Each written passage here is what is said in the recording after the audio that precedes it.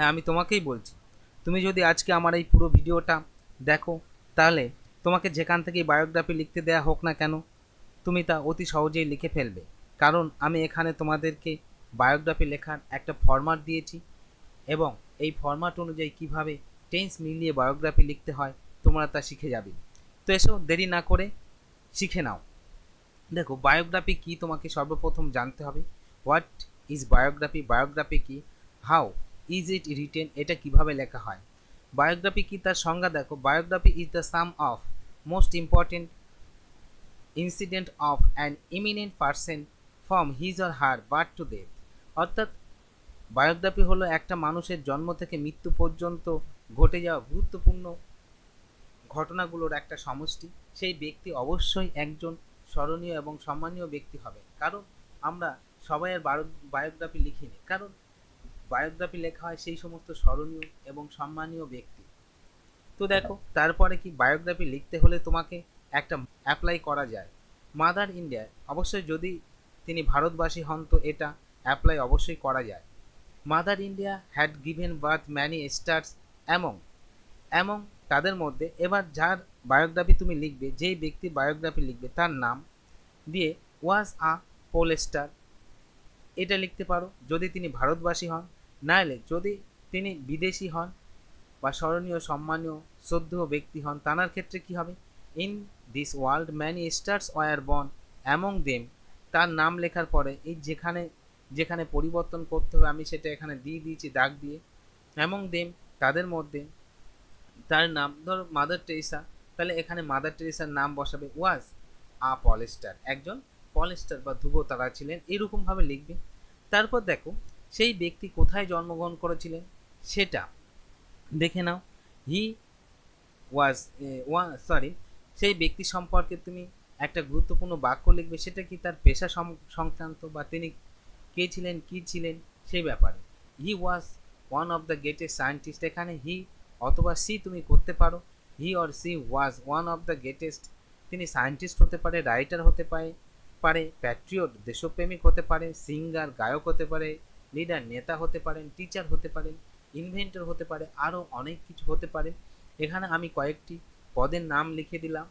তারপরে দেখো, তারপরে কি বলছেন, হি or she was born, he or she was born, born দিয়ে এখানে ডেট, এই যে এখানে ডেট দেবে, অন দিয়ে ডেট দেবে, অর্থাৎ যে তারিখে তিনি জন্মগ্রহণ করেছেন সেই ডেটটা, ইন দিয়ে সাল, অর্থাৎ যে সালে তিনি জন্মগ্রহণ করেছেন সেই সালটা দেবে। এখানে দেখো, আমি আগে থেকেই তোমাদের বুঝিয়ে রেখেছি বা এখানে দেখিয়ে রেখেছি কোন গুণগুলো তুমি পরিবর্তন করবে।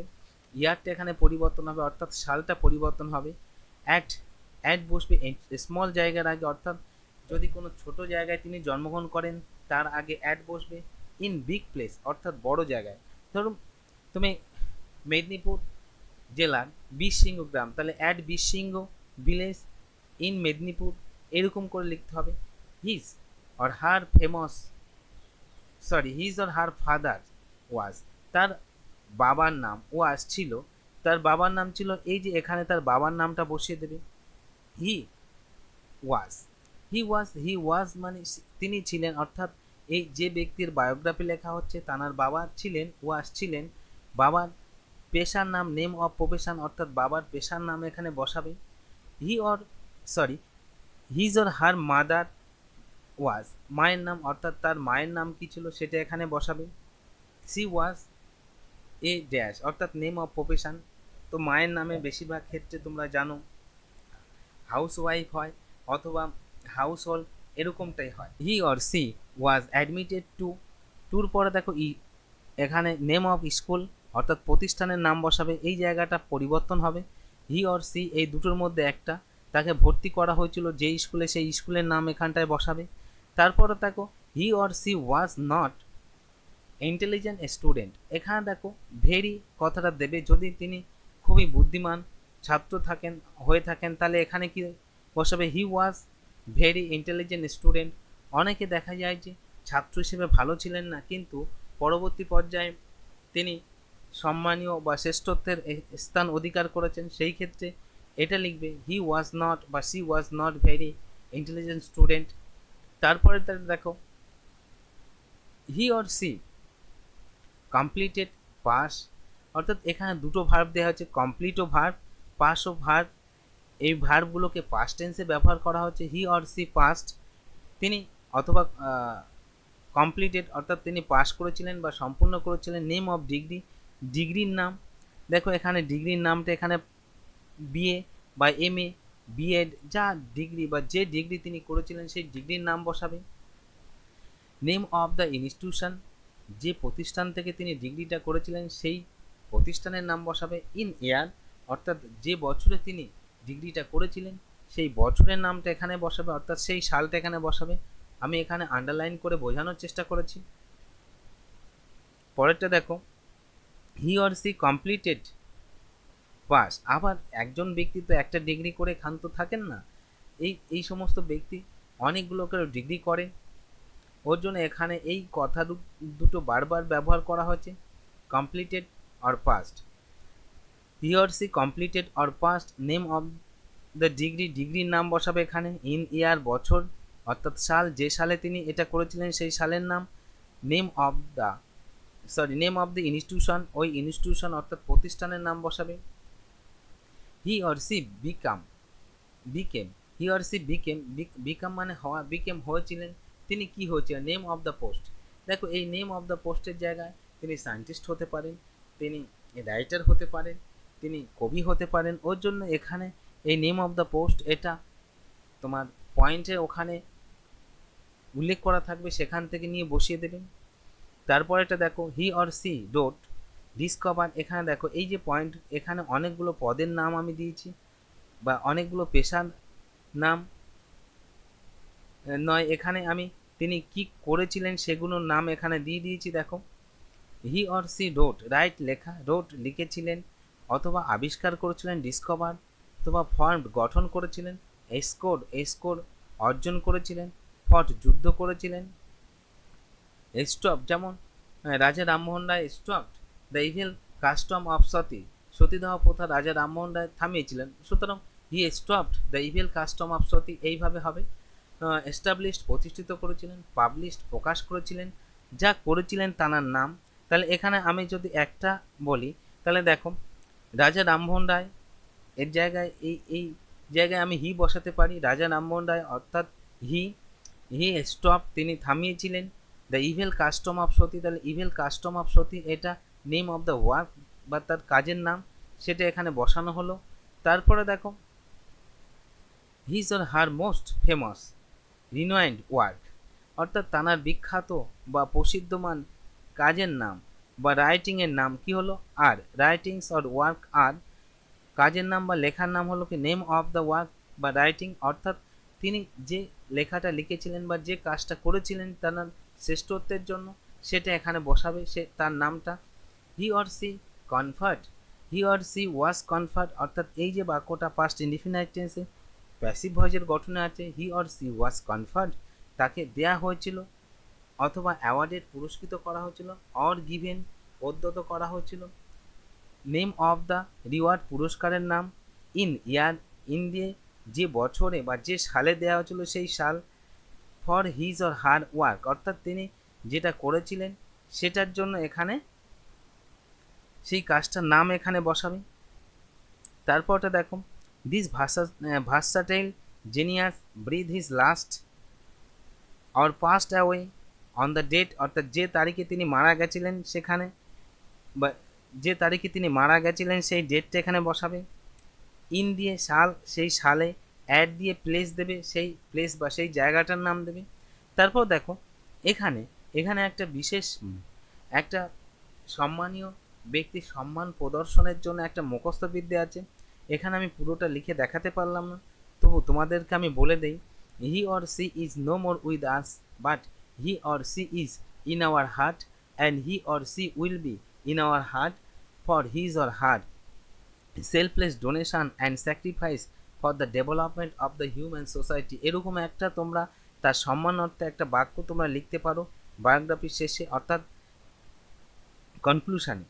এই হলো বায়োগ্রাফির ফরম্যাট। এবার দেখো আমি তোমাদের বায়োগ্রাফি কিভাবে লিখতে হয় কোন টেন্সে সেই টেন্স ফলো করিয়ে একটা বায়োগ্রাফি অলরেডি লিখে তোমাদেরকে দেখিয়েছি। এখানে দেখো আমি সেটা কিভাবে লিখেছি সেটা তোমাদের চোখের সামনে তুলে ধরছি। দেখো, বায়োগ্রাফি লিখতে হলে তোমাকে অবশ্যই 3 থেকে 4টি টেন্স ব্যবহার করতে হবে, সেগুলো পাস্টের। আর একটা বা দুটো টেন্স প্রেজেন্টের হতেও পারে, নাও হতেও পারে, ম্যাক্সিমাম ক্ষেত্রে হয় না। দেখো এখানে আমি সেটা লিখে দেখিয়েছি। Past indefinite tense subject plus V2 plus object. Past indefinite টেন্সে প্যাসিভ ভয়েসের গঠনে বাক্য আসতে পারে, অর্থাৎ subject plus V2 plus object এই টেন্সের গঠনে আসতে পারে। আর কিসে আসতে পারে, তোমার subject plus V2 plus object এই গঠনে। এই যে 4টি টেন্সের গঠন লেখা হলো, এই 4টি টেন্সের গঠনে তুমি প্রায় পৃথিবীর সমস্ত বায়োগ্রাফি লিখতে পারবে বলে আমি আশা করি। তুমি দেখো, আমি এই যে টেন্সগুলো মিলিয়ে, এই টেন্সের গঠনগুলো মিলিয়ে এখানে প্রত্যেকটা বাক্য লিখেছি। তুমি একটু ধৈর্য ধরে দেখো, তাহলে বুঝতে পারবে কিভাবে প্রত্যেকটা বাক্যের গঠন হয়ে থাকে। আমি এখানে সেটা তোমাদেরকে দেখিয়ে দিচ্ছি। দেখো বায়োগ্রাফিতে কিভাবে প্রত্যেকটা বাক্যের গঠন হয়ে থাকে। তো দেখো, প্রথম যে বাক্যটা লেখা হলো, এখানে একজন সম্মানীয় ব্যক্তি সম্পর্কে বায়োগ্রাফিটা লেখা হলো। কি বলছে, রাইট এ বায়োগ্রাফি অফ মৌলানা আবুল কালাম আজাদ, অর্থাৎ মৌলানা আবুল কালাম আজাদ মহাশয়ের একটা জীবনী লিখতে বলা হচ্ছে। উইদিন 100 ওয়ার্ডস, 100টা শব্দের মধ্যে, base on the following points. আমরা এই ফলোয়িং পয়েন্টগুলোকে অনুসরণ করে অবশ্যই লিখব, কিন্তু টেন্সটাকে অবশ্যই ফলো করতে হবে। তো দেখো, মৌলানা আবুল কালাম আজাদ এই মহান ব্যক্তি সম্পর্কে একটা সম্মানীয় বাক্য এখানে লেখা হলো। সেটা কি দেখো, Maulana Abul Kalam Azad was one of the greatest educationist and poet of India, অর্থাৎ মৌলানা আবুল কালাম আজাদ ছিলেন একজন শিক্ষাবিদ, একজন বিখ্যাত শিক্ষাবিদ এবং কবি ছিলেন ভারতবর্ষের। তারপরে দেখো, হি ওয়াজ বর্ন, এই যে বাক্যটা দেখো কিভাবে আছে, বেয়ার জন্মগ্রহণ করা, বেয়ার বোর বর্ন, অর্থাৎ পাস্ট ইনডিফিনাইট টেন্সে প্যাসিভ ভয়েসের গঠনে এই বাক্যটা লেখা হয়েছে। হি হি ওয়াজ, দুটোর মধ্যে একটা, bear bore born, he was born, তিনি জন্মগ্রহণ করেছিলেন অন 11 নভেম্বর, অর্থাৎ 11ই নভেম্বর জন্মগ্রহণ করেছিলেন। In in 1888। দেখো এখানে আমি আবার দেখাচ্ছি, এই যে হি ওয়াজ বর্ন, এই যে এখানে অন দিয়ে ডেট, ইন দিয়ে সাল, সেটা এখানে দেয়া হলো, অর্থাৎ এই 3 নম্বর পয়েন্টে এখানে অ্যাপ্লাই করা হচ্ছে। তারপরটা দেখো, পরের লাইনটা, হি কম্পোস্ট মানে রচনা করা, পাস্ট ইনডিফিনাইট টেন্সের গঠনে আছে। তুমি এখান থেকে দেখো, এটা ভার্ব, এটা V2 হয়ে থাকার জন্য আমি এখান থেকে কি নেব, এখান থেকে এই গঠনটা ফলো করব, subject plus V2 plus object. এই গঠন ফলো করলে কি হচ্ছে, এখানে যেহেতু ভার্বের ফার্স্ট ফর্ম দেয়া আছে, শুধু এর আগে, এই ভার্বের আগে আমি হি অর্থাৎ সাবজেক্ট বসিয়ে যেটা আছে পুরোটা লিখে দিলেই একটা বাক্য হয়ে যাবে। তাই এখানে তাই হলো, he composed poetry in Urdu and in other languages, তিনি উর্দুতে এবং অন্যান্য ভাষাতে কবিতা রচনা করেছিলেন। তারপর দেখো এখানে আছে তারপরের পয়েন্টটা, ওয়ার্ক মানে কাজ করা।